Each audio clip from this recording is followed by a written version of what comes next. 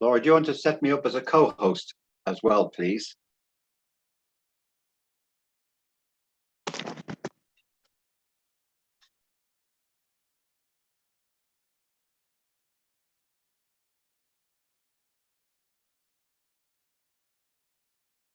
Oops.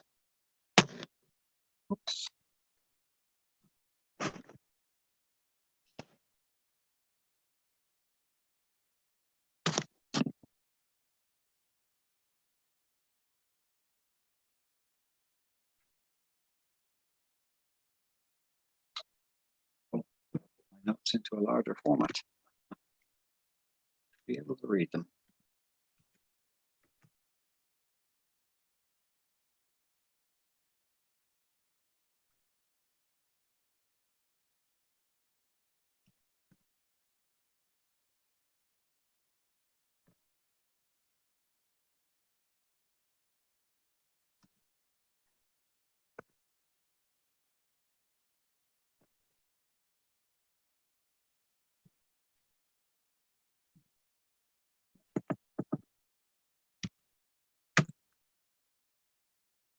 Okay, ladies and gentlemen, we're coming up to about 5 past, nearly ready to begin.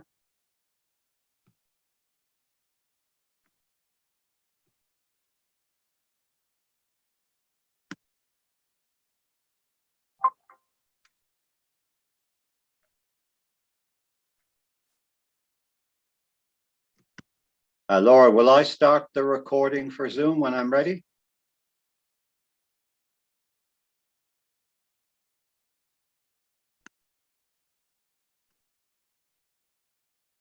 Can you hear me, Laura?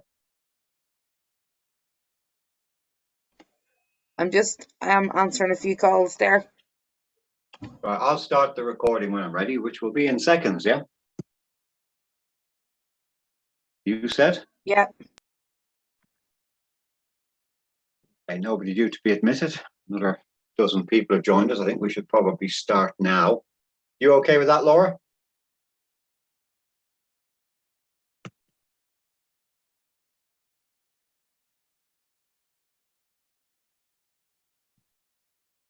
I'll take that as a yes.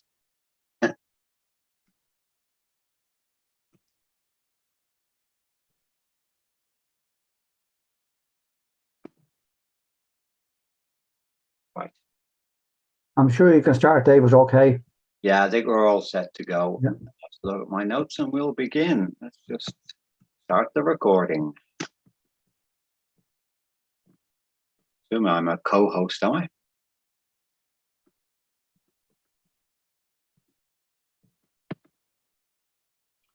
Laura, am I a co-host? I don't see the recording button.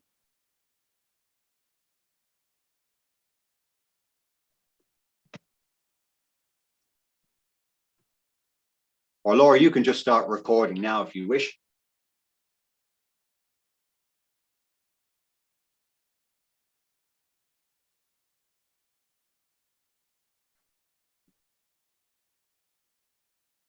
Laura?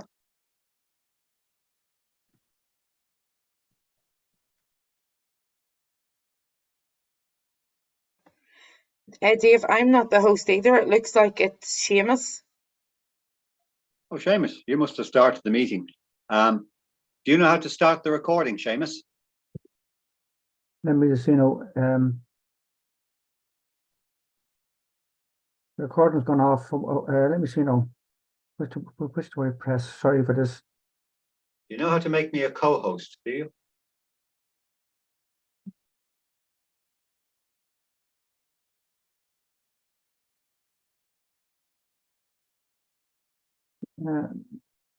There's either something in the top left-hand corner of your screen or the 3 dots okay, menu at the bottom.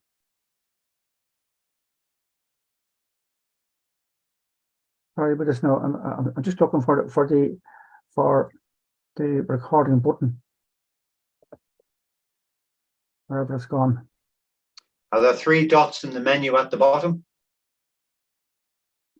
For extra options, I think it might be in there.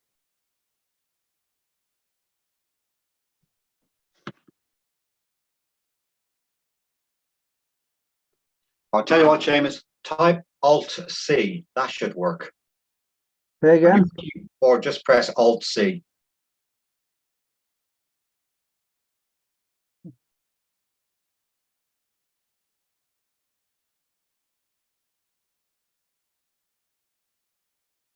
No luck with Alt-C? I don't see it. You know the Alt key on your keyboard and press C at the same time? There we go. Yes, Great. okay. Okay, let's get started. Well, good evening, ladies and gentlemen. My name is David Moore. I'm the editor of Astronomy Ireland and magazine and the founder of the Society as well. We'll have a very special speaker this evening, zooming in from the UK, and we'll get to that in a moment. But what we like to do is briefly tell you what's been happening in the Society over the past month. We hold these talks usually on the second Monday of the month. Then the main event will be all about traveling to Mars. And then we'll tell you a few things about the future, our next lecture. And importantly, when we finish this talk, there should be a huge display of the Northern Lights blazing over Ireland. So do stay tuned for that. So past, present and future, let's get started. Big welcome to everybody from, I've seen people from practically all the 32 counties around the country zooming in, which is great to see. We are a national organization. In fact, I think we're the world's most popular astronomy society with thousands of members throughout the 32 counties. Tonight, we've got Dr. Martin Braddock, who's a professional scientist, project manager working in the field of drug discovery, which is what he gave his last talk to us about 2 years ago in April 2021. Some fascinating developments being made in that area that are very useful for space. I'm sure will have an impact on what he's going to say this evening. But before that, what's been happening? Well, we've been on television for International Astronomy Day just the weekend before last. If you follow us on social media, you'll have seen the link to Virgin One, where we talked to Martin King and Elaine as well about what you could do to get started in astronomy. So if you go to our social media, you'll see a link to that. We're hoping to get it on our YouTube channel as well, and you'll be able to watch that also. Very useful if you're a beginner. You may have seen some of our photographs, the kind of photographs that go into the magazine as well. Let me tell you a little bit about the magazine. We set it up for members of the public. So if you've just started an interest in astronomy, you're not a member yet, please join Astronomy Ireland, astronomy.ie. You'll see the join link, and that'll cost you about €1 a week to be a member of the world's most popular astronomy society and get our magazine every month in the post. But for free, you can join us on social media, Facebook, Instagram, and Twitter especially, where you'll see our daily predictions for the International Space Station and those predictions for the Northern Lights. We just issued one this evening saying we're expecting a big display tonight. Don't know if it'll materialize. They're not a guarantee, but they're pretty good these days, so I would definitely be watching the sky tonight.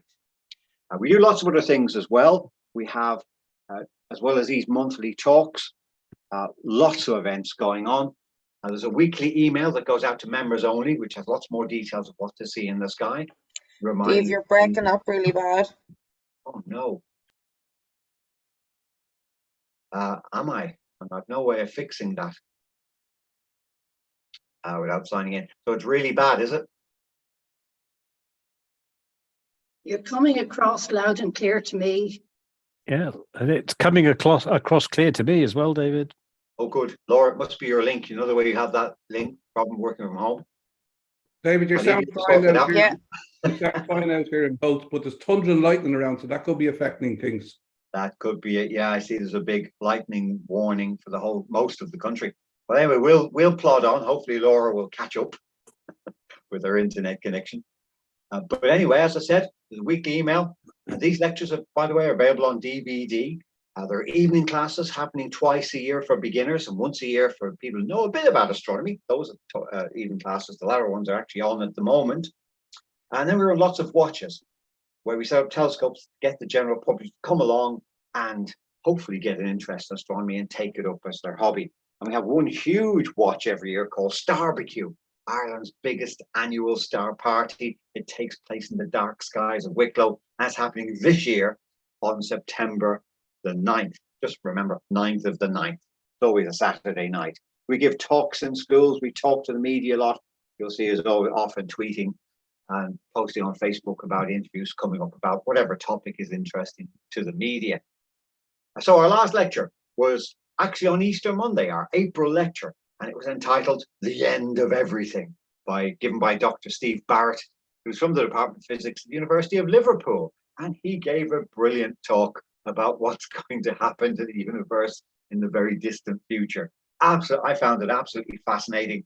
If you're interested in that, you can go to the website, look up the DVDs and order a copy of that. That is definitely one for your collection. I mentioned before we hold watches. Well, we had a very successful one in March to show people the planet Venus when it was near the moon. And it did that again, if you read the magazine, on April the 22nd, which was a Saturday. We set up the telescopes again, but this time the weather didn't cooperate. And it was not much point running more watches because it gets dark so late. We'll almost have to start them around 11 o'clock or midnight. We're not sure anybody would come along to an event like that, so we'll have to wait for telescopes at night until September 9th at the Starbecue. But do watch Venus yourself. Loads of details of when to see it, what it's up to in the magazine every month. We had an aurora alert on April the 23rd, the very next night after our watch. The weather wasn't as good as it was in February. At the end of February, we had another aurora watch posted on our social media. Lots of people got to see that. So many, in fact, that we had a huge flood of photos, and we dedicated the April issue of the magazine to one of the biggest auroras that's been seen from Ireland. That could be repeated tonight. The weather forecast, despite those thunderstorms, isn't actually too bad. Some parts of the country should see it if it materializes. So do watch out for that tonight. And if you missed the one in February, well, you can still have a look at all the pictures in the April issue of our magazine. Another thing that's blazing across the sky at the moment is the International Space Station. Now, you'll have to get up at the crack of dawn to see it. We issued the predictions for that on social media earlier on today. And I think it was 2 something and 3 something, so 2 or 3 o'clock in the morning. Check the social media for the exact times. Set your alarm if you like staying up late. But the good news is it's coming back to evening skies in just a few days' time. May the 13th onwards, we'll see it in the evening sky. It's got 7 astronauts on board. The only spacecraft you can see that's actually got people on it. And it's extremely bright when it flies over. So do follow us on social media for that. Another thing we like to promote is the BBC Sky at Night programme. Its original presenter, Sir Patrick Moore, was a great friend of the Society, gave lots of talks to Astronomy Ireland, and its current presenters have done the same. They've spoken as well in person over here. So watch that. It's on May the 15th, Monday night, 10 p.m, BBC 4. This time it's all about the threat of asteroids to the Earth. So we leave them to tell you more about that. And we'll remind you about that in social media if you follow us that way. But as you can see, we've been keeping very busy as ever. But one thing we like to do every month is hold these online talks, and we get an expert in to talk to about a topic, something to do with astronomy and or space. And tonight we're delighted to have Dr. Martin Braddock back. He, as I said, is a professional scientist and project manager working in the field of drug discovery and development. But he's 36 years of experience working in academic institutions and large corporate organizations. So what he doesn't know about the science of all this is not worth knowing. He's the author of 180 professional papers and a member of many scientific boards. He has he's listed as an inventor on 8 patents, he tells us. So an interesting character, as you will know, if you heard his last talk about 2 years ago. And he's given lectures all over the world. But he has a serious interest in astronomy. And tonight he's going to tell us all about going to Mars. It's a sort of somewhat controversial topic. Some private people want to go for it. NASA wants to go for it. Others think we won't get there in the timescales they think of. So I know he's researched this topic brilliantly, and I'm looking forward to his talk. So thank you very much for agreeing to give the talk this evening, Martin, and over to you. Thank you very much, David. Really great to be back. And I'll try and give you, I think, a little bit of a flavor of what we see coming. So let me go to sharing screen to start off with. So take our life in our hands and hope that this works. So should see the first one.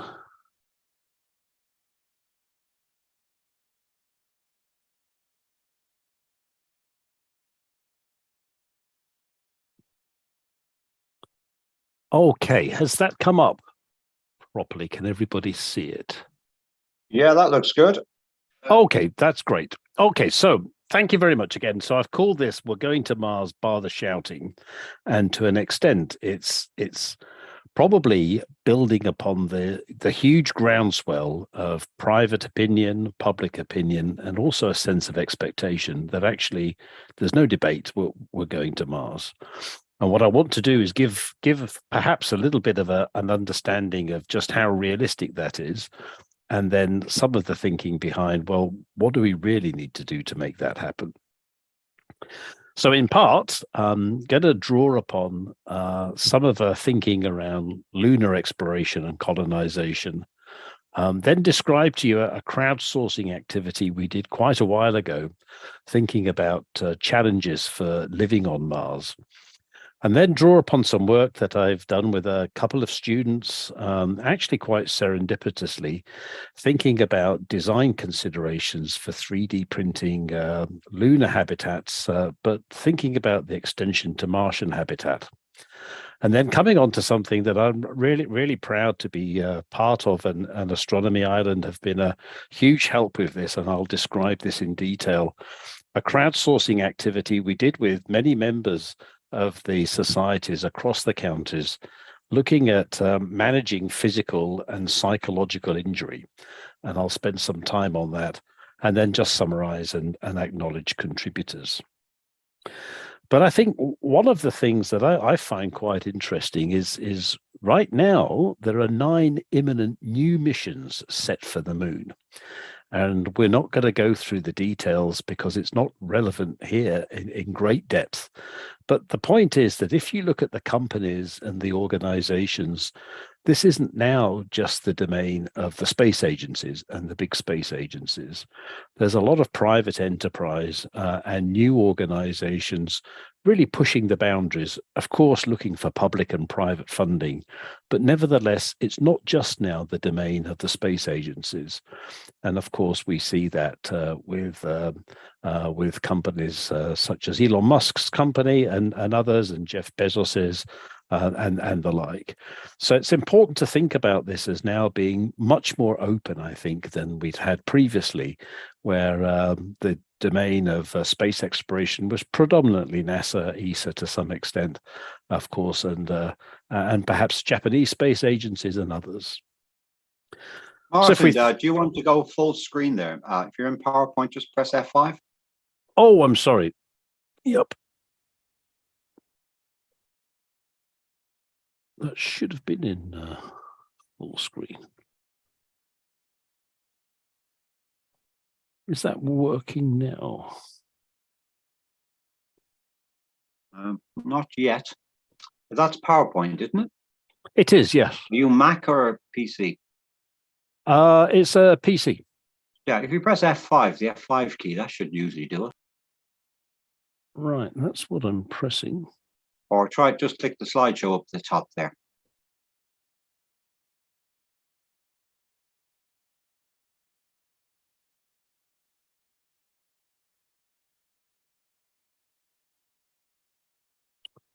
I can see slideshow on the top of your screen, the menu at the top.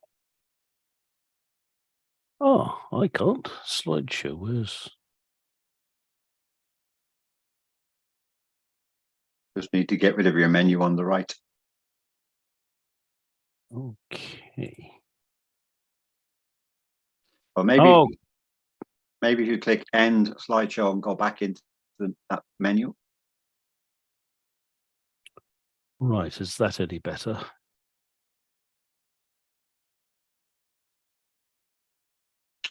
Has that changed it?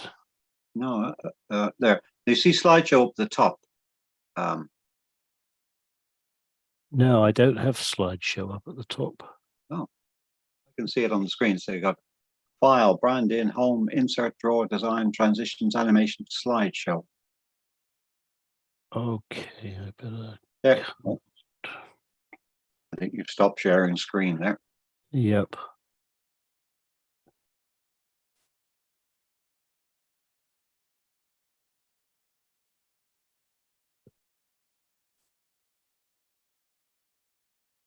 Well, that's very strange because it was working when we started. Well, that's good. I think you have it. That looks full screen now. Is that full screen now? Okay, great. Okay, sorry about that. So hopefully that keeps us on full screen. So let's think a little bit then, perhaps about what's been called the Mars invasion. And this was a very, very nice, what we call infographic, published nearly 3 years ago in Nature. And I think this was a fantastic description, again, of obviously the Perseverance mission, which I think has been extremely well publicized.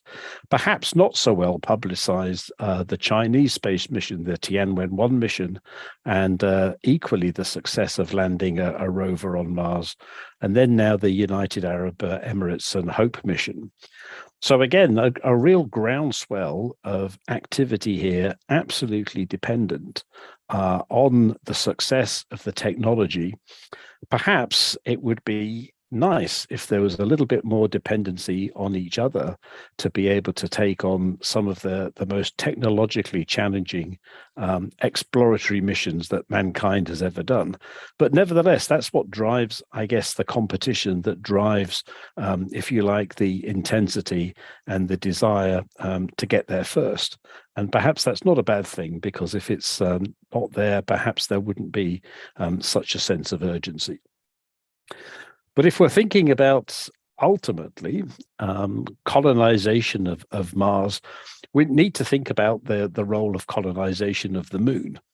And I think it's probably not lost on anybody that the role of the Artemis mission in going to the moon is really there as a stepping stone for us to prepare to go to Mars, where the entire concept there would be replicated, albeit that much further. So the idea of being able to routinely land not just equipment, but people on Mars, expand the range and understanding of what resources there are on the moon and then on Mars, so-called in situ resource utilization, being able to establish a gateway for regular travel, both again of astronauts, colonists, supplies, a supply chain, and then being able to establish a base camp and extend that base camp, possibly perhaps to become a colony in future. So that's the intent, and we have to think about, if that's the intent, of course, that's the ambition, how feasible is it to do it? And one of the questions, of course, that we're faced and what we're limited by, and I found this, which I think is a wonderful animation from the Jet Propulsion Laboratory, is, of course, you don't just fly to Mars when you feel like it. You actually fly really when the planets are aligned and follow the Hohmann energy transfer orbit, which effectively is the easiest way of being able to get to a planet that's also orbiting a host planet, albeit at different rates, with the least amount of energy. So that gives us certain windows that we have to be able to work with. Now, the thing that I think is the most important is to think about this in a way with several basic planning assumptions. And these are really basic planning assumptions, but nevertheless, they're really poignant ones. So bear with me when I put in here that lives are at stake. So, of course, this is an exploratory type of activity. It's got a certain romance around it. We're pushing on new boundaries and new frontiers. But nevertheless, human lives are at stake. And, of course, it's duty-bound. And everybody knows this, that space agencies do their absolute utmost, as do any bodies that fund research and exploration in extreme environments to make that as safe as possible. But living in space is quite unusual because it has the ability to be both confined, as in the atmosphere, if you like, the environment that astronauts work in is very, very confined because it's closed, but at the same time is completely open. And I think we've probably seen this image before. This is Bruce McCandless in 1984, I believe, doing the first untethered flight in space. Of course, that's a very poignant image, because that could have gone wrong very easily, but it didn't, of course, very happily. And of course, he was able to return to the spacecraft at the time. But nevertheless, it begs the question that if we want to look at space in the longer term, and particularly to think about design, ergonomics is actually essential. And what do we mean by ergonomics? It's effectively having an environment that is safe to live in, ultra safe to live in, but at the same time gives astronauts and colonists a quality of life that means that their lives are worthwhile.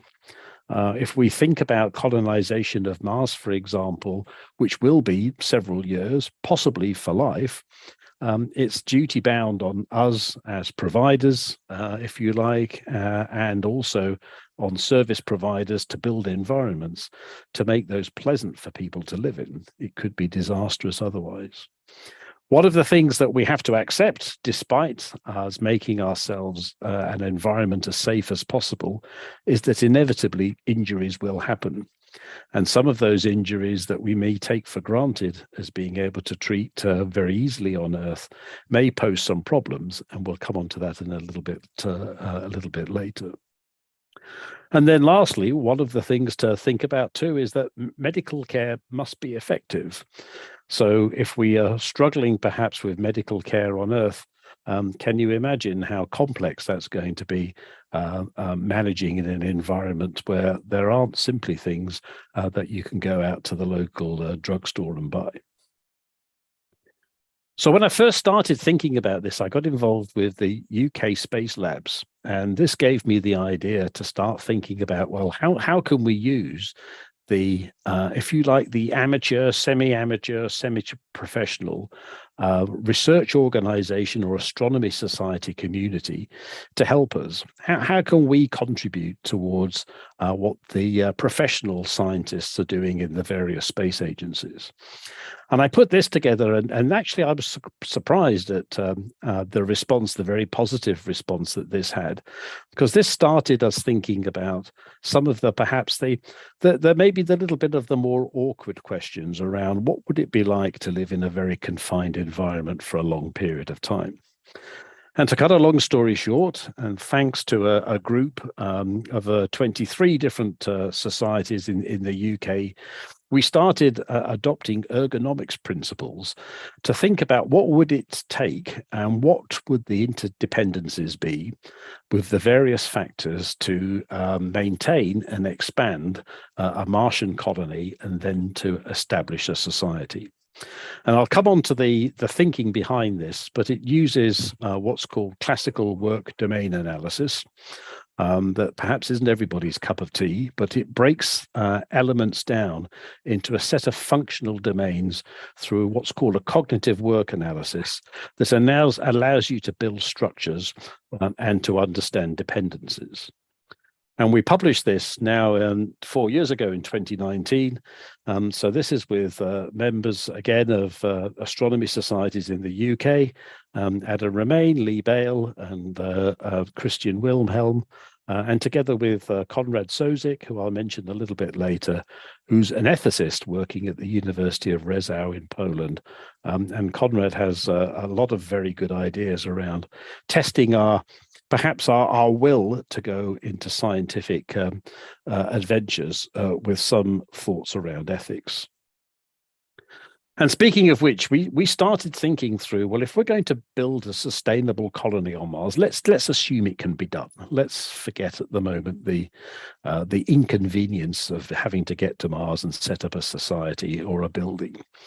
What would it take to do? And of course, what would it take to do it is a whole bunch of very, very challenging things that perhaps make us challenge society back on Earth. So, for example, if we were to establish a Martian colony or a Martian society, we'd have to think about autonomous government policies. We'd have to think about the selection criteria and make sure that we are representative, being inclusive and diverse. build an infrastructure and have a hard landscape that would be pleasing to the eye, but also pleasing to the eye dependent on who that person is, or perhaps what society they're used to living on Earth. Adapting and managing to the environment, perhaps that's one of the less challenging things to think about in terms of diversity, but certainly scientifically exceedingly challenging. And then instilling some form of practice and societal values. And one of the debates that we had together with Conrad and a few of his ethical colleagues is, what happens if law and order breaks down in a very extreme place? What happens? There's no police force. There's nothing to stop any form of misdemeanors that may ultimately be quite disastrous for a colony. So that's some foray that we had thinking around the ethics. I want to bring us back now to some practicalities. And if we think about something that may relate very much to working in extreme environments anywhere, but certainly working in extreme environments off Earth. So what are some of the things that we need to be able to accommodate? So we've got to be able to accommodate gravity, radiation, micrometeorites, impact and surface temperature changes. And ultimately, we want to have a minimal effect on anybody who's subjected to these extreme environments. That goes without saying. We need to be able to maintain a food and water supply chain. So there has to be some form of adequate supply that's able to adapt and accommodate perhaps some form of disaster management to maintain an acceptable quality of life for any colonist. The habitat has got to support physical well-being, but also mental well-being and psychological well-being. And of course, there has to be minimal risk to health. And that's where some of the work that I'll talk about a little bit later impacts us. But more perhaps interestingly, and not so well documented, is that there will, of course, be a signal delay, a signal latency between the Earth and Moon, but certainly the Earth and Mars. And whereas the Earth and the Moon's signal latency is relatively short, it's somewhat longer when we come to Mars. And I'll go through some of the detail behind that because that's quite interesting in its own right. So the bottom line is, how will I be able to live a good, safe life away from Earth and have the care I need when I need it? And whether you're living on the Moon or on the Mars or on Mars, or whether or not actually you're on Earth and you're in an extreme environment away perhaps from the medical care and the food and water supply chains that we take for granted, because the questions are the same. How would we be able to provide that? So let's try and tackle maybe some of the ones about the environment to start off with. And you may have come across this. I've followed this with some interest over a while, and it's gone a little bit quiet. But nevertheless, this paper from 3 years ago, I found really fascinating. And this is the concept that lava tubes that have been identified on Earth, also found on the Moon and Mars, have of a morphology that is actually quite similar. And of course, it's quite similar because it's primarily due to volcanic activity. And that's got ESA in particular thinking, as it has other space agencies, in thinking about, is it possible to construct a habitat on the Moon that's effectively either underground or semi-underground? And of course, the extension would be, well, let's think about the Moon first, but of course, let's think about Mars, because that's ultimately where we want to get human beings.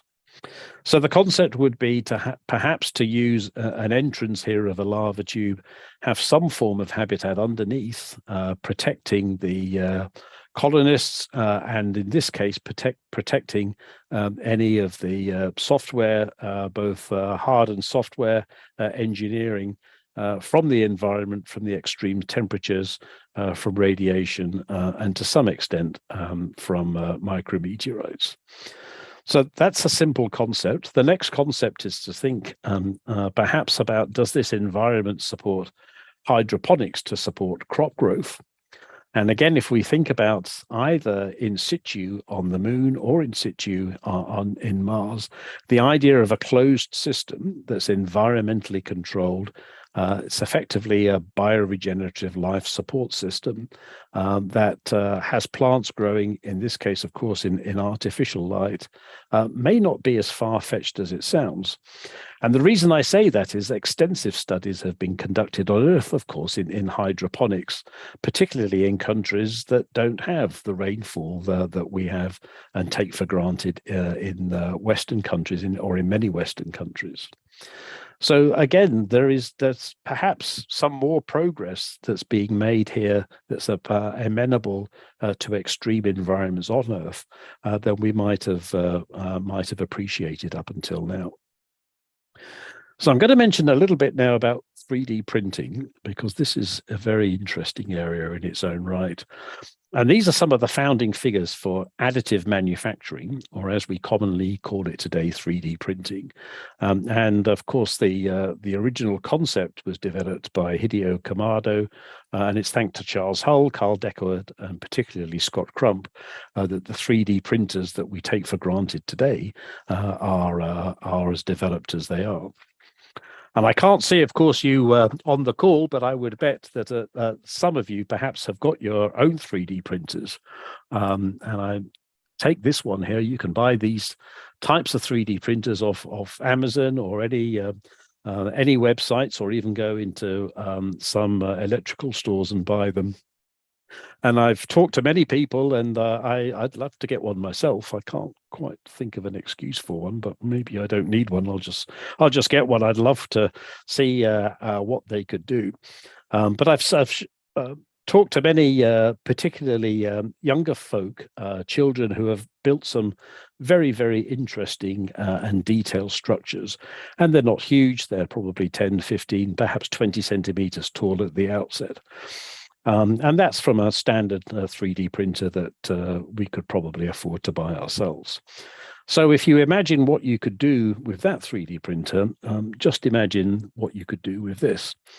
And this is the world's largest 3D printer, manufactured by Ingersoll. It's at the University of Maine in Florida.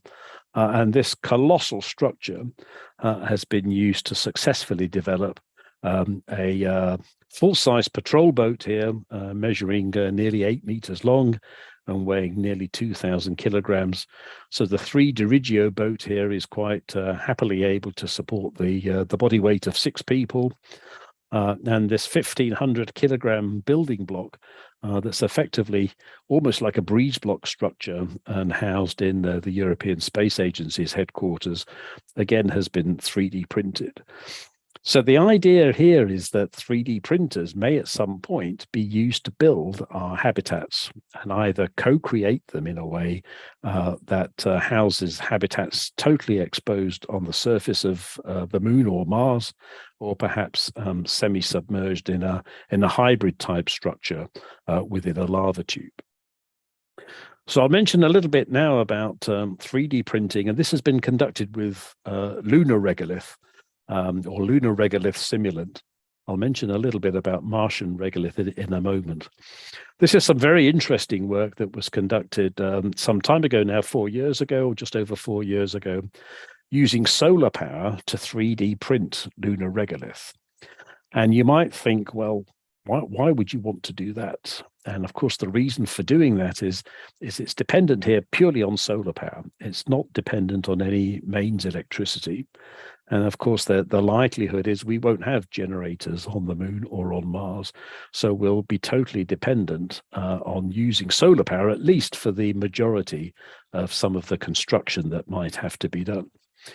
So something like this 3D printing lunar regolith. So if you imagine this now, perhaps as a basic brick, if you like, for a structure, 20 centimeters long, 12 centimeters wide, and half a centimeter deep.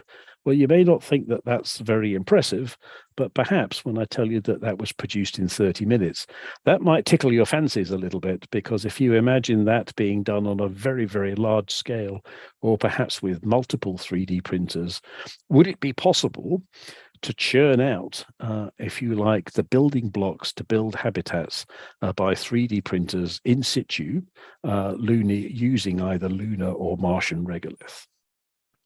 Now, of course, we know a lot more about lunar regolith because we've brought lunar regolith, and this is the lunar soil or fine dust that we find on the surface of the moon. We've brought it back to Earth. We know its chemical composition, and we can find simulants that are very, very close to the chemical composition on Earth. We're not in a position to have done that with Martian regolith, at least authentic regolith, because we've not, of course, brought anything back. But we know a lot about the physicochemical properties of Martian regolith by scanning it from space and by being able to have a very good idea about its chemical composition. And there are a whole stack full of potential Martian regolith simulants that have been identified, really dating back to the late 1990s, right the way up to the 2020s. So it would be possible to be able to use this regolith simulant in the same way that lunar regolith simulant has been used to potentially 3D print something like a Martian structure that might one day form the basis of a habitat. So this got me thinking a little bit, together with some students that I'll mention in a moment, about if we were to think again about 3D printing now a lunar habitat, same can be applied exactly the same to Mars. What do we have to think about?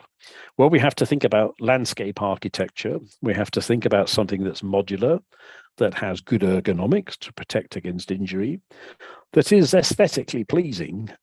If you're going to spend large periods of time, or even perhaps your entire life, certainly on Mars, you want something that's going to be nice to look at effectively. You want something that has vantage points, possibly even has artwork associated with it. And of course, it has to be cost effective. So if we think about some of the technical and operations component of this, there is for certain the need to maximize in situ resource utilization and minimize the amount of cargo taken from the Earth to the Moon, and certainly from the Earth to Mars, and then thinking about the site selection and design. And together with some students that I'll mention in a moment, to cut a long story short, we put together a design for a 3D printed lunar habitat that again could equally be expanded to a Martian habitat, and thought a lot about, well, what needs to influence that? And we looked at lunar and Martian isolation analogs. We did some research looking into terrestrial extremes, particularly in submarines, caving, Arctic and Antarctic missions. And where we could find information in the public domain, we were able to look at some covert military missions, published, of course, under the Freedom of Information Act. And again, the story is actually, it's very simple. And it's very simple because we would probably expect it. But it comes down to the fact that people need their own space. So it doesn't matter how ambitious the drive is to be able to achieve a goal. Human beings by nature are social creatures. We're all social creatures, but at the same time, we need our own space. And that will particularly be the same, I think, whether or not we're in a space station, whether or not we're on a space shuttle, whether or not we're on a much smaller spacecraft for deep space travel, and whether or not we're sitting in a colony on the Moon or on Mars. And these are the students, so it's a big thanks to them, and Leah Flinders and Jake Granger are actually school students, so they're doing their A-levels. They were really interested in thinking through this, and it's something I love to do with young folks because it gets them thinking about the discipline of researching a paper and writing it. Hannah Clark is a landscape architect, and Bea Rich now is an ex-ESA scientist who's doing a PhD at Swinburne University. So if we were to extend our thinking now about 3D printing, we're really looking at something like rise of the machines. And of course, this gets everybody thinking, because the concept would be for something like this type of 3D printer to be transported to and assembled on the surface of Mars. And it would be taking the surface regolith, and it would be using solar power. It would be effectively churning out breeze blocks, if you like, structures to be able to construct a habitat. And this is a very interesting structure by the Space Factory that won a prize, a NASA-funded prize a couple of years ago for the Martia structure. Again, if you imagine this 3D printed, assembled already for colonists to come and live in, how fanciful is that? Well, it sounds very fanciful at the moment, but just how possible would it be? How possible could it be, particularly if these structures were pre-assembled before human beings got to Mars? It really does get you thinking. So this got us thinking then, and this is why I'm really grateful to Astronomy Ireland for helping us think through this and actually leading the crowdsourcing campaign, because this has made a huge difference to us. I'm wanting to think about, well, if injuries are inevitable, then what do we do to, first of all, understand what the problem is, and then what do we do to try and mitigate any of the issues and try and solve them? So we put together this crowdsourcing campaign, and we asked 4 simple questions about injuries that astronauts could face on the ISS, for example, where blood loss could happen. What challenges did members of Irish Astronomy Societies see for treating injured astronauts? And what new technologies would we like to see developed for the future? And again, thanks to AI, but we had this published in one of your magazines just as a little flyer to say that this work was ongoing. And again, this has made a big difference, I think, to helping us think through how to structure this. So the tactics that we took were quite simple. We had a number of responses from societies on the right-hand side. And again, huge thanks to you. This allowed us to take the answers and structure them in a way using our data clustering and work domain analysis build. Categorize some of the answers and then start pressure testing them. And by pressure testing them, I mean talking to people about them, asking just how feasible would it be to do such and such? What is the precedence for this in the scientific literature at present? Does this make sense at all to think about this as a future direction? And perhaps some of the answers would surprise you and positively surprise you.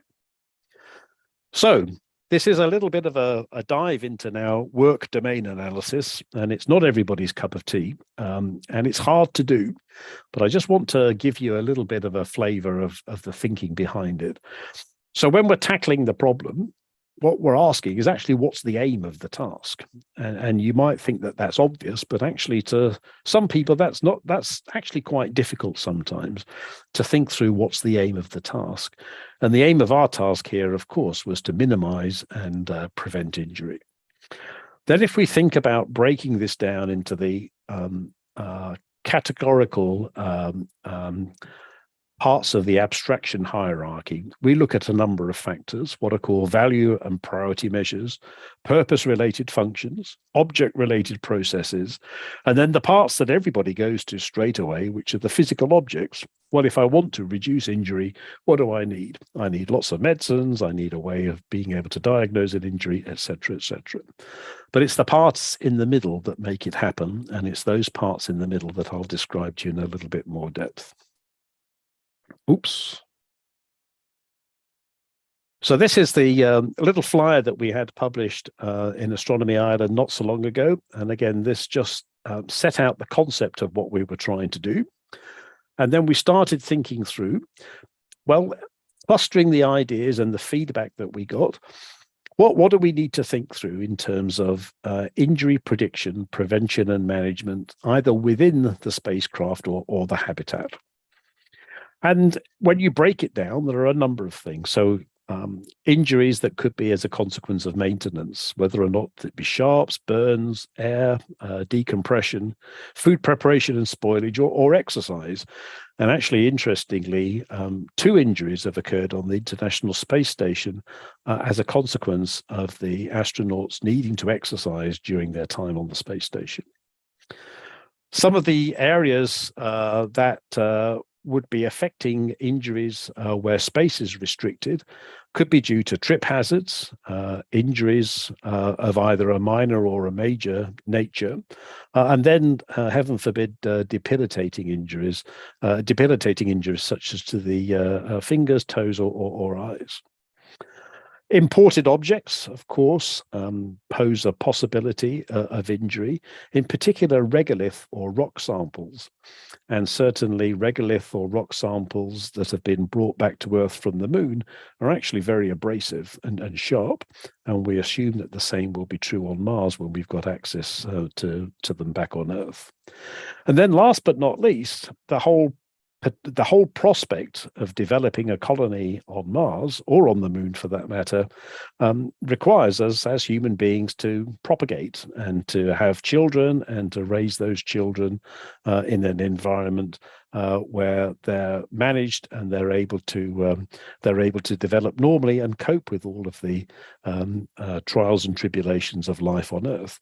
And of course, part of that process, naturally, of course, is childbirth and care, and the complication management and convalescence that would have to be on hand to be able to allow that to happen safely or to an acceptable level of risk poses again some challenge.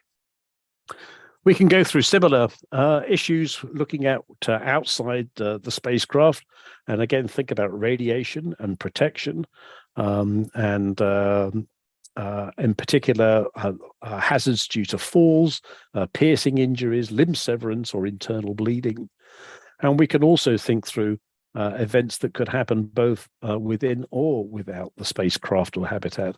And I think the major events on the right-hand side, of course, to some extent, perhaps could be screened out in astronauts or colonists before they go on these perhaps long-term missions, but some of them can't be, and it's the ones that can't be, of course, that would be the challenge to manage. Now, the one that Ben Cahill and I'll describe Ben in a moment, we spent a lot of time thinking about this because these are the ones that we thought aren't covered that much, and they're not covered that much perhaps because it's not foremost, I think, in mission planners' mind necessarily to think through mental fitness and to think through the drivers of both positive and negative fitness.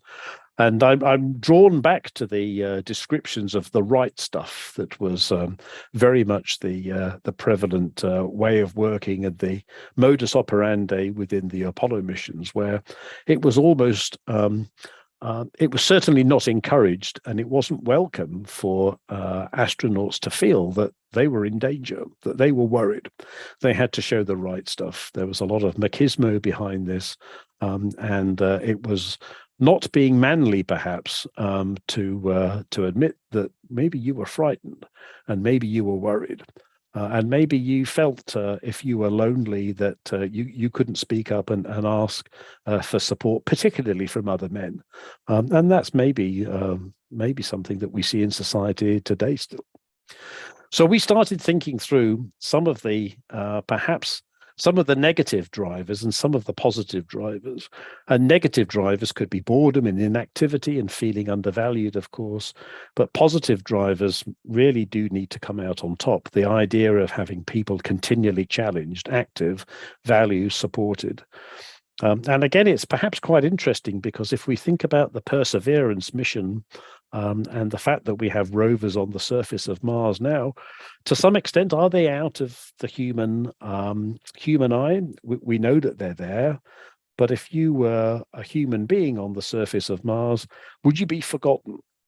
And how do we make sure that when and if we do come to the point where we have human beings on Mars, that they're not forgotten and that they feel valued? And of course, what they're doing is a vital part of space exploration for the future. So it's very interesting, and we could spend a lot of time thinking through the fitness drivers of mental health. But there are a lot of precedents for that. And there are a lot of precedents that are drawn in part from the analog missions on Earth. So the Concordia station in the Arctic, HI-SEAS in Hawaii, Flashline Mars project, Mars Arctic Research Station, the Mars 500 mission based in Moscow, and the Mars Desert Research Station based in Utah in the US. And all of these extreme environments that are there as analogs to be, ideally on Mars, although there are some lunar habitats analogs as well, are specifically there to probe not just the physical, but also the psychological way that people interact with each other. And one of the things that I thought was interesting, I found this is published in Proceedings of National Academy of Sciences. So this was from the Mars 500 mission. It was a 520-day mission, had a 6-man crew, 3 Russians, a Frenchman, an Italian, Colombian, and a Chinese citizen. When they came back from, or when they came out of the Mars analog mission, they were all praised for having got on very well, and there were no problems, and this would be a relatively simple thing to be able to replicate. And it subsequently became clear, published in 2013, that actually perhaps it wasn't quite as rosy a situation as was painted, and that 4 of the 6 crew members had sleep problems. They actually avoided exercise and would hide away from others. So showing some psychological perhaps challenges there, and also experienced a disruption to their circadian rhythm, which is effectively our understanding of night and day during confinement. So, of course, happily, this is in an analog mission on Earth, but you can imagine that that could be quite problematic if it occurs on either a lunar or a Martian habitat environment.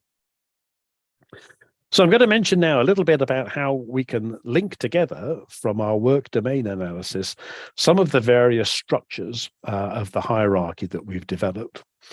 So we've developed our value and priority measures, purpose-related functions, object-related processes, and physical objects.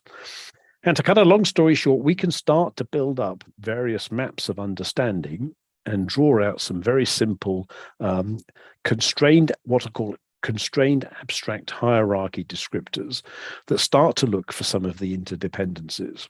And some of the interdependencies then lead us to think about, well, what do we need to be able to do to tackle them? And I'll spend some time on this because I think this is quite interesting.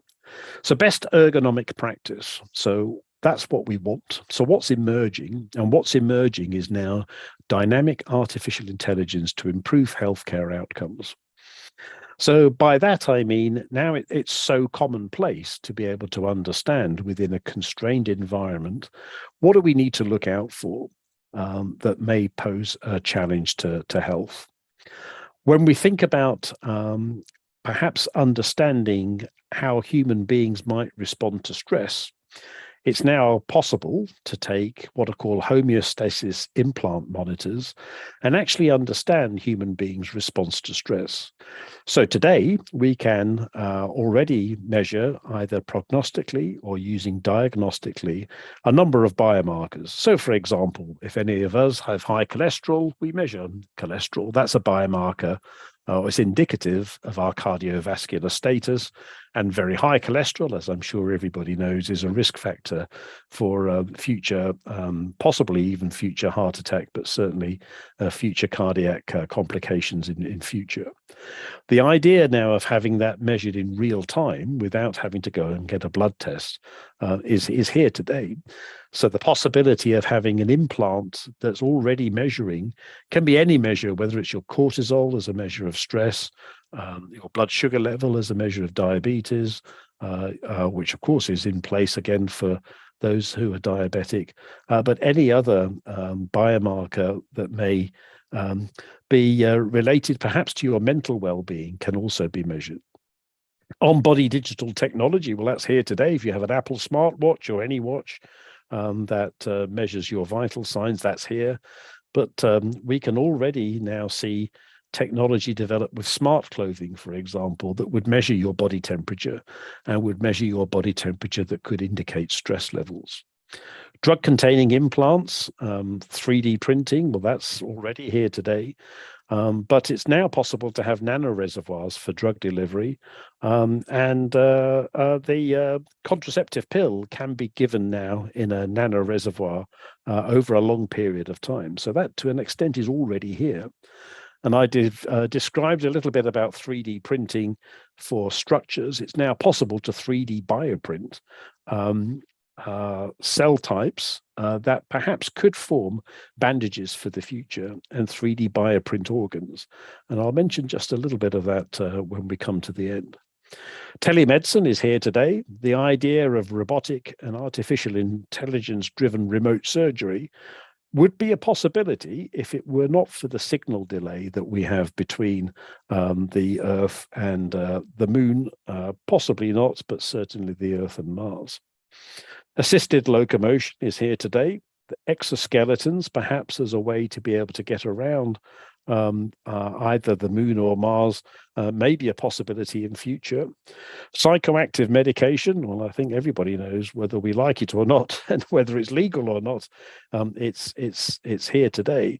The idea of having licensed, personalized psychoactive medication to maintain a positive mood state is not here today, but that may be something that could be considered again for the future, of course, done under very tightly controlled and regulated conditions. And predictive messaging and the possibility of algorithms to manage signal latency. And that's been something that's been put forward by a company called Braided Communications. And I'll mention a little bit about that in a moment. So next one is now we had some fun here thinking about what we call seesaw plots, trying to understand the hypothetical impact scenarios for injury management in space, but by location. So the beauty of this is it may not be right, but it cannot be wrong. And it cannot be wrong because it's never been done one way or the other. So let me take you through it from left to right. If we had a serious injury on Earth, we would expect the outcome to be positive. And it would be positive simply because we would have access to medical care, albeit dependent on where you are in the world. If you had a serious injury on the International Space Station, it's really then related to how quickly you can get back to Earth, likely having been stabilized after your serious injury on the space station. So it's probably round about neutral or negative. And clearly, if you had a serious injury on the Moon or Mars, the outcome is likely to be negative, and the negativity increases simply as a consequence of being that much further away from Earth, and it being more difficult, if not impossible, at least on Mars, to be able to get a patient back to Earth for proper care. Now, one of the things that's interesting, of course, is I mentioned earlier that there is a signal latency, and that's simply driven by the laws of physics and the speed of electromagnetic radiation being what it is. So that signal latency is between 0.5 and 1 second on the International Space Station, two-way signal latency, that is. It's around about 5.2 seconds on the Moon, and it's around about 1,500 seconds on Mars. And I thought, well, that's interesting, because I wonder if that depends on the relative position of Mars to Earth. And I thought this will be easy to find out. I'll have a search and see what I can find out. And I couldn't find anything about the relative change in signal latency dependent on where Mars is to the Earth.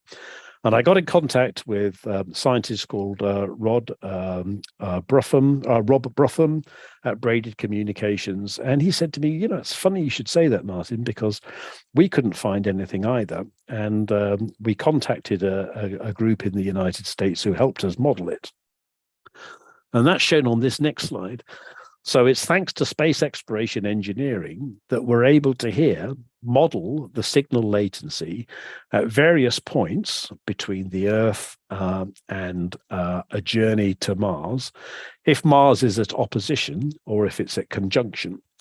And remember when I showed you the Hohmann energy transfer orbit, and of course that's conducted while Mars is at opposition, or any planet for that matter is at opposition, because it's designed to give you the shortest possible transit time.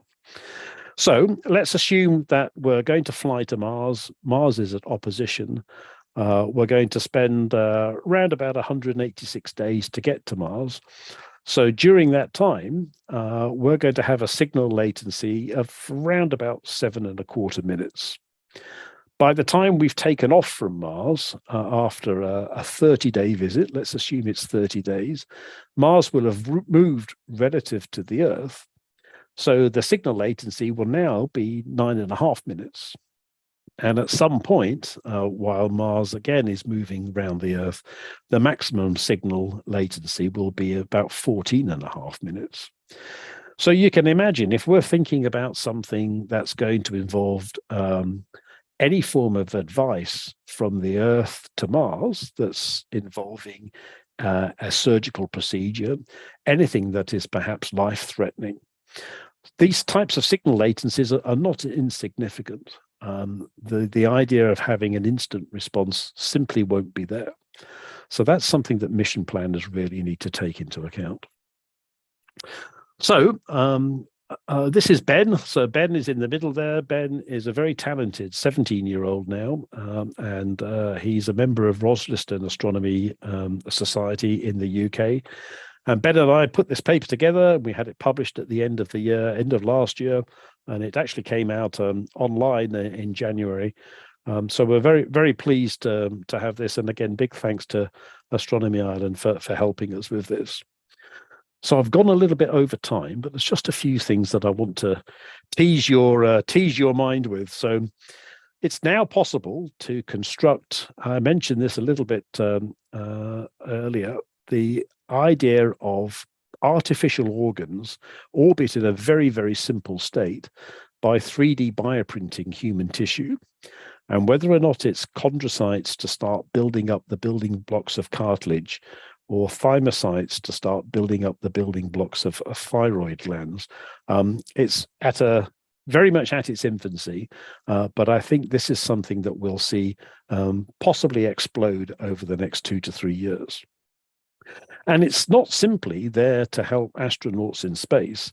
It's there primarily to help patients on Earth who are lacking the ability to have transplants simply because organs aren't available. So you might think, well, why on earth would you want to 3D print an organ in space? Why don't you just do it on Earth?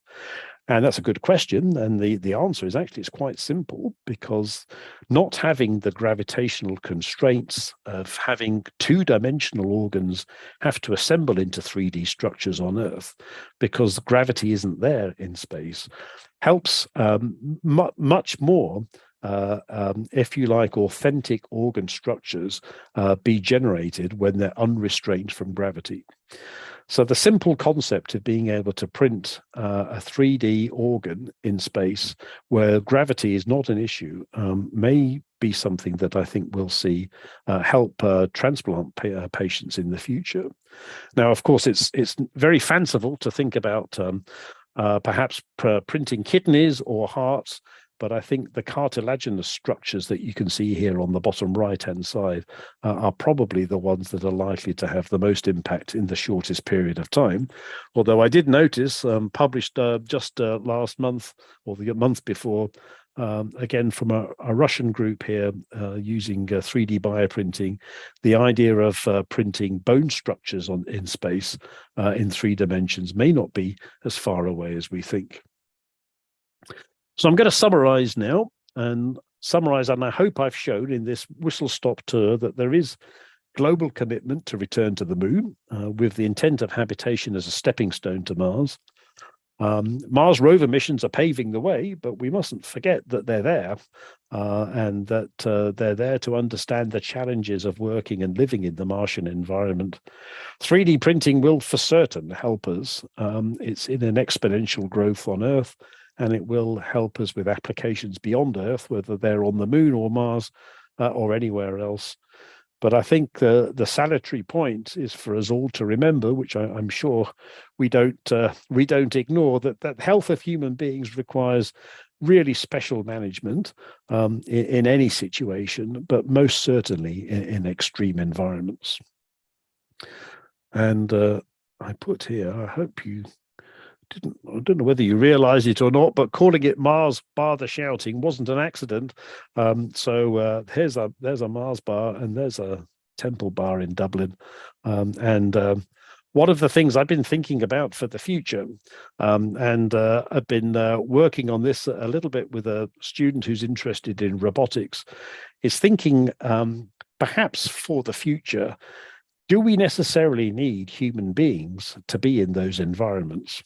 And there are some examples now on Earth, particularly in the atomic energy industry, where it's not human beings that are actually in the extreme environment, it's humanoid robots.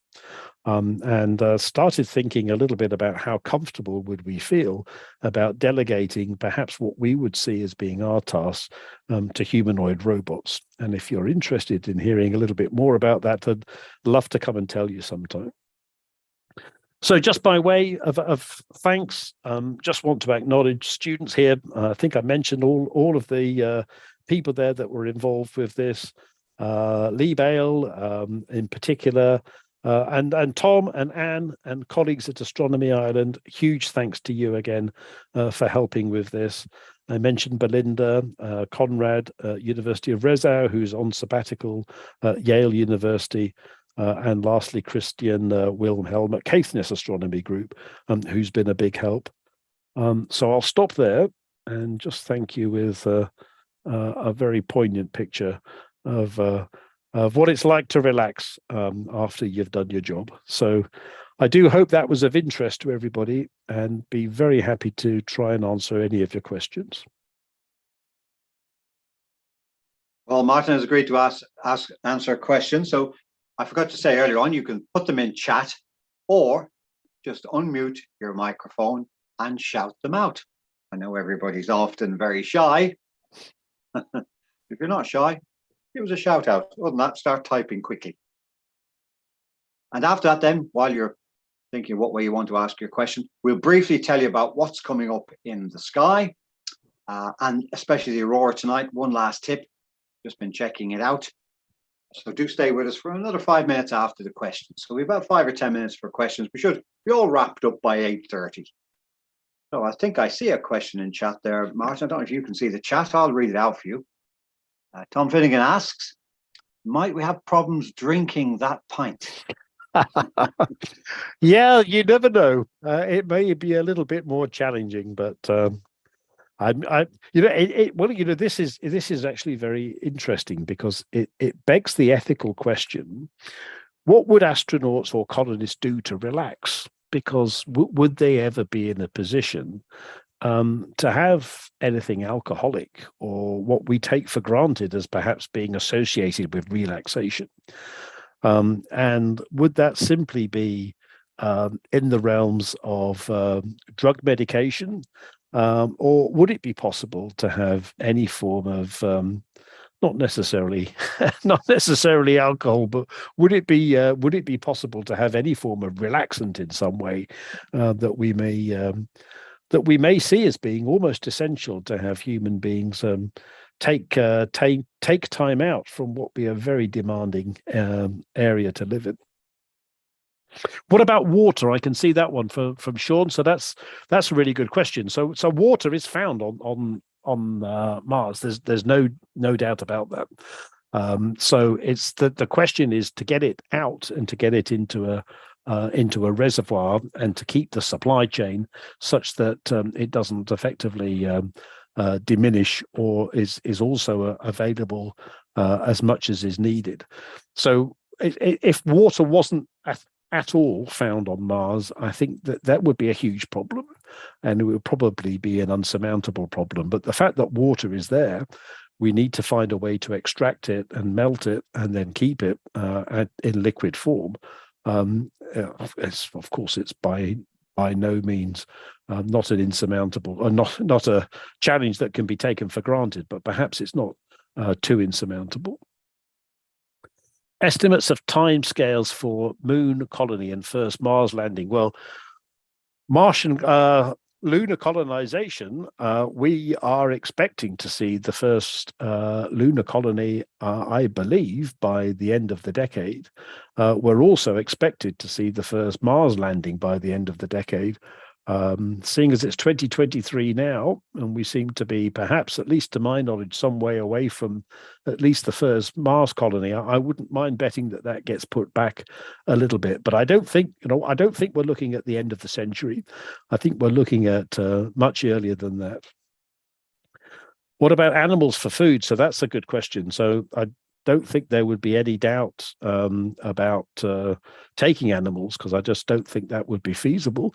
So I think it would be it would have to be desiccated protein to start off with, and I think we would be, at least to my mind, moving colonists toward a plant-based diet and towards a plant-based diet supplemented with the right proteins. My goodness, that means the first Mars colonists are going to be vegans. Yeah, I think so. I think so. There seem to. Oops, I missed that one. Is regolith on Mars or the moon dangerous because it gets into your lungs? Absolutely. So there's no doubt about that. In fact, it may even be worse on Mars because Mars has what's called perchlorate in it. And perchlorate is not good news. It's certainly not good news for the reproductive cycle. So perchlorate would be an issue. Now, one of the things that's very interesting, and this is where the fields all relate to each other, is the field of synthetic biology is now taking bacteria that are naturally found on Earth that can extract perchlorate and effectively nullify it from samples where perchlorate is found on Earth. So I think some of these problems are overcomable by designing microorganisms to help us. The one part that we can't overcome is the fact that lunar regolith and likely Martian regolith is very abrasive. And if it's inhaled, may well do damage to the lungs pretty much in the same way that silicon and asbestos does, or certainly silicon, maybe not asbestos. David Kerins points out that, of course, we could artificially make animal protein, so maybe they won't be vegans. Yeah, yep. If you spotted the point Chris made up there, there seemed to be a small number of responses to the crowdsourcing. Did the responses give a good enough sample to give realistic results? Yeah, I think so. I mean, I was a little surprised. I thought we would have more because we had nearly 400 when we did it the first time round. And I think we got a pretty good breadth because everybody at least answered the 4 questions. So although it was only 30 responses, we had 120 answers altogether. And I think we got a pretty good breadth. It would have been good to have had some more thoughts, I think, on the future rather than the present, because I think to an extent we can perhaps predict what the challenges are now, but perhaps predicting how we're going to get out of them is something I would have liked to have had some more responses, I confess. I see the last 3 questions we work backwards from Willie to collect back to Patrick. The history of human colonization usually ends in conflict. Are we very likely to see this repeated on Mars? Yeah, I mean, it's fascinating, isn't it? Because you could almost predict that there will be some form of tension. I mean, I was looking at an analog mission. This was a couple of years ago, and I remember reading it about 3 times because I thought, this can't be right. And it was a Russian analog mission, and they'd sent, I believe it was 7 men and 1 woman on a isolation experiment. And everybody started off good mates and all good friends, and everything was going to be good and proper and above board. And you can guess what happened to a point where the army had to be called in to stop these men fighting over the woman. And thankfully, it was only the fighting over her that they had to stop and nothing else.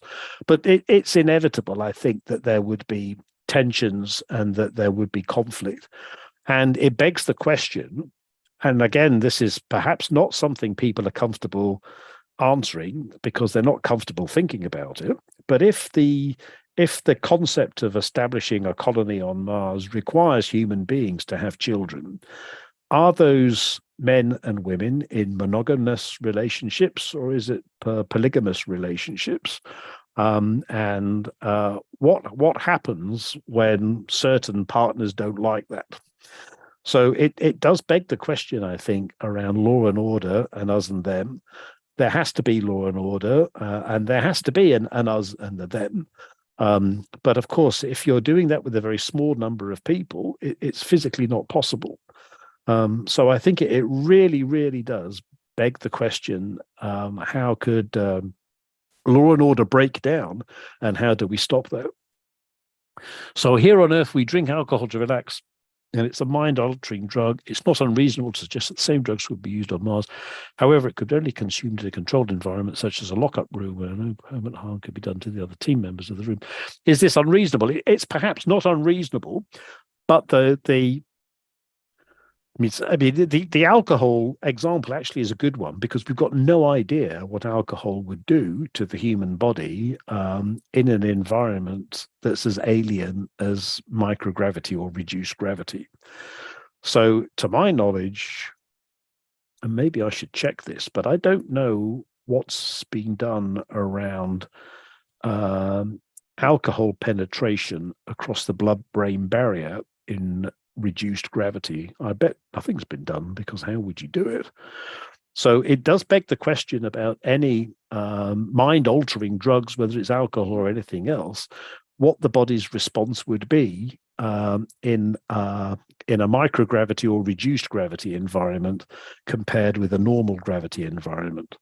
But perhaps one way, if you like, accommodating this is, I think this is probably maybe the nub of your question, James, is it almost, if you like, acceptable to have a chill out room where you effectively relax either on your own, or maybe with a partner, or maybe with several people who are wanting to relax at the same time. But again, it's a little impossible to predict what the outcome could be. I think Colette's question there, as bone density will likely decrease, how can these colonizers ever come back to Earth?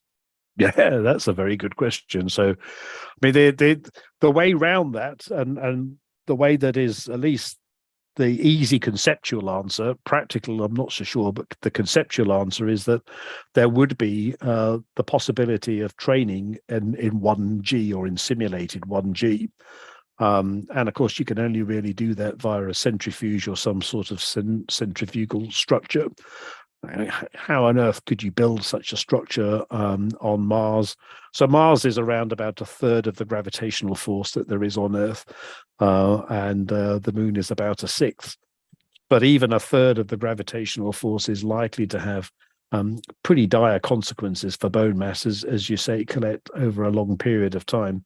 And that would make coming back to Earth, I think, probably not possible. And I don't know if anybody has seen the fictional film Mars: The Space Between Us, which is I think it's a very interesting film, because it describes what happens when a child born on Mars does come back to Earth. It's scientifically, I think it's spot on, but it doesn't have a good outcome, shall we say. Did we answer the question about plants growing in Martian soil? Yeah, sorry, I didn't see that. Yes, so there's been there's actually been some really good studies conducted on plants growing in lunar regolith simulant and in Martian regolith simulant. And plants growing in Martian regolith simulant actually fare better than in lunar regolith simulant, providing that the perchlorate can be removed. So I don't think it's insurmountable to have plants growing in Martian regolith. Of course, that would be in a closed environment. It wouldn't be on the surface of the planet. It would have to be within a closed environment. But no, I think it is possible. In fact, it's probably more possible in Martian regolith than in lunar regolith. Well, we need a couple of minutes to tell people about the next lecture about primordial black holes and dark energy and matter. But we might take one last quick question. Mick Dunn, who I don't think is a redhead, but is asking, how would we deal with the lack of vitamin D? Yeah, no, that's a good question too. So, I mean, the only way of dealing with it is to take it with us. It's either to take it with us or to manufacture it, or to at least have foodstuffs that are crammed full of it. Now, it's not impossible to do it. So I'm thinking of the example golden rice. I don't know if you've ever heard of this. So this was a rice crop that was deliberately genetically engineered. It wasn't vitamin D, it was actually vitamin A, I think, if I remember rightly. So it was deliberately genetically engineered to overproduce vitamin A, mainly to accommodate people living in countries where there was a vitamin A deficiency. So I don't think it's impossible to get away from I don't think it's possible to discount the fact that it may not be impossible to engineer foodstuffs for the future. So I think there are ways around it. But if you're referring to, of course, natural sunlight, then of course you're absolutely right. We wouldn't be having people exposed to sunlight naturally, at least unprotected. Great. Well, I'll leave the questions there, Martin. Thank you very much. Very thought-provoking topic. The level of detail you've gone to, I haven't heard half of that anywhere else. So good luck with the research again. Oh, thank you. Indeed. If you want to stay on, watch the bit about what's happening in the sky, please do. If you have to rush off, get some of that important research done, no problem at all. I'm sure we'll be talking to you again soon.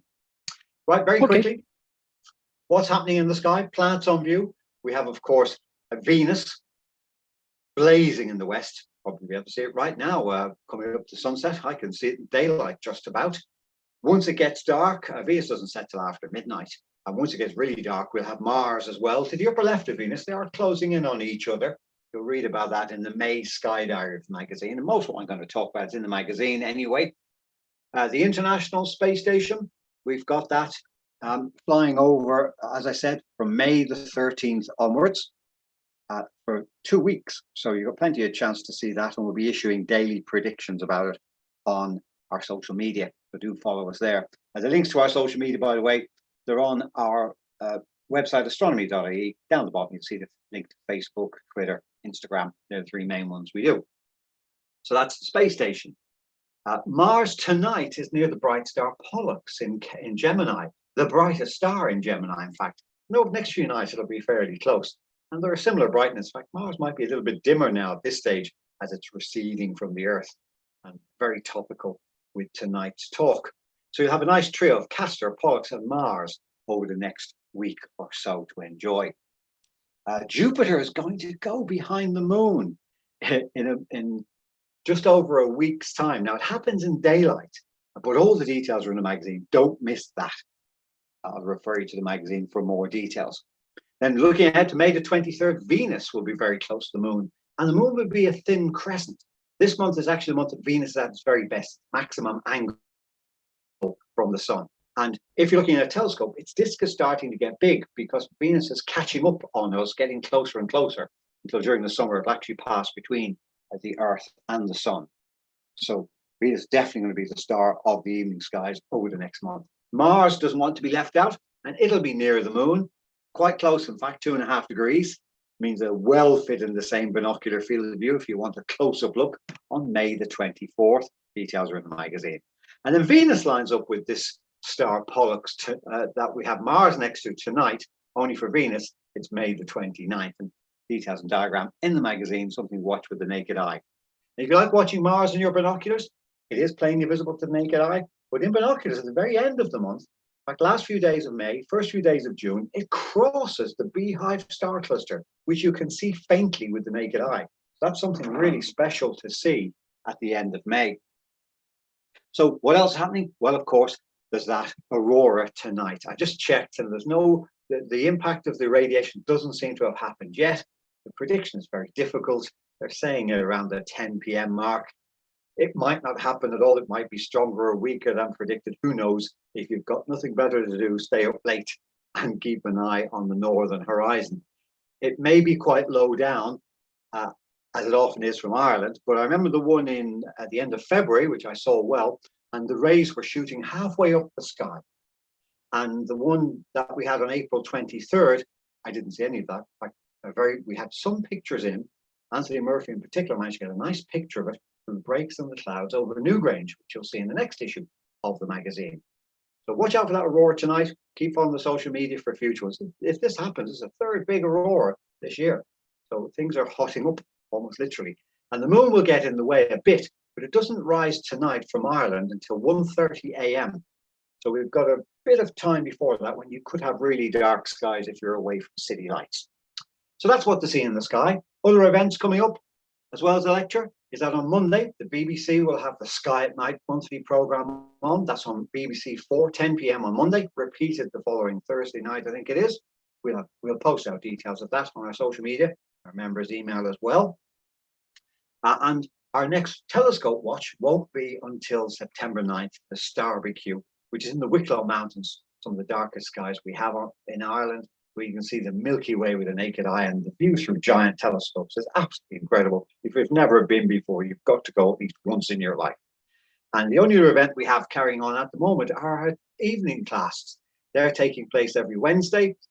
They cover cosmology, astrobiology, dark matter, dark energy, the Big Bang, and lots more in between. Full details are on the website, astronomy.ie. Which brings me to the final event, which is our next lecture, our June lecture on June the 12th. As I said, they're usually the second Monday of the month, 7 p.m.